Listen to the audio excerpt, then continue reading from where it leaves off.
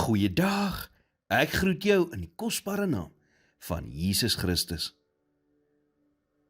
Die Bybel sê in Spreuke 19 vers 21, baie planne is in 'n man se hart, maar die raad van die Here, die sal bestaan.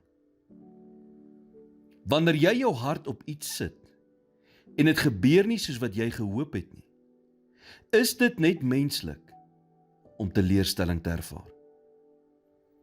In sulke oomblikke is daar twee dinge wat jy in gedagte moet hou. Die eerste ding is, al funksioneer jy op jou beste, is dit wat jy weet nog steeds beperk.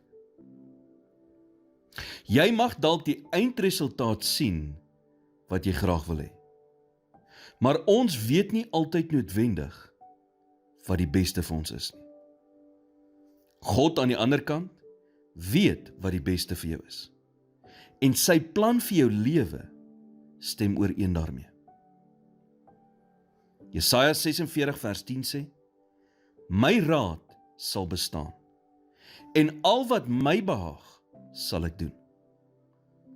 Die tweede ding wat jy in gedagte moet hou, wanneer jy jou hart op iets gesit het, en dit gebeur nie soos wat jy gehoop het nie, is, om teen God se wil te werk, lei net na onnodige ompaaie. Om teen God se wil te gaan, is soos om deur 'n soliede muur met 'n vurk te probeer grawe.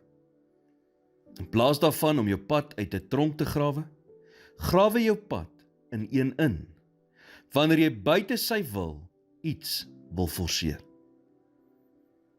Hoekom iets aanpak wat nie God se wil vir jou is nie? Hy weet tog wat die beste vir jou is. Dit is beter om tydelik teleurgestel te wees, as om met iets in jou lewe op te eindig, wat jy nie kan hanteer nie. Maak dit seker, jy spandeer genoeg tyd in God se teenwoordigheid, sodat jy sensitief sal word vir dit wat hy in en deur jou lewe wil doen.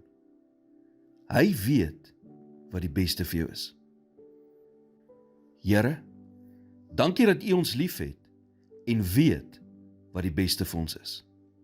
Al is dit wat ons deurgaan op daardie oomblik pynlik.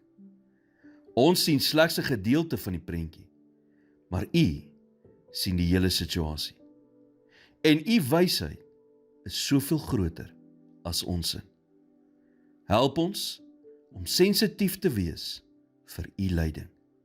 In Jesus naam bid ek dit. Amen.